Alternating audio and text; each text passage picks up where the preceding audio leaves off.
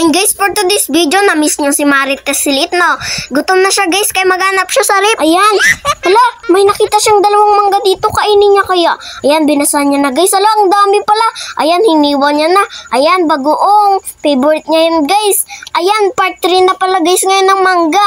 Yung mangga na yan guys ay apple mango. Ayan, ayan guys yung bagoong. Ayan, naiwan na lahat ng mangga. Tapos nabalatan, nakakainin na ni Marites Liit. Sarap! Nagtaloy. Nabilaukan ka na.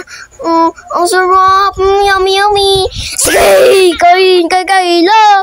Kainin mo lahat. Sige. Alam ko na ginagawa mo dyan. Naglalaway ka na. Gusto mo din ng manggang tono. At ayun guys, kahit wag mo nadulag yan ng bagoong, masarap na kasi di siya maasim. Talagang matamis siya guys. Wow. Masarap talaga naman ito. Apple mango guys.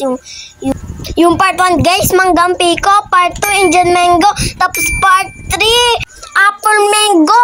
And guys, para marami tayong content ng mangga, para maraming parts, comment lang kayo kung anong mangga yung titikman natin. No? O part 3 na yan na. Huwag niyong kalimutan na. Salamat para sa mga sumusuporta sa namin, FB. Kung bago ka lang dito, mag-follow ka na at magbigay ka na din ng stars.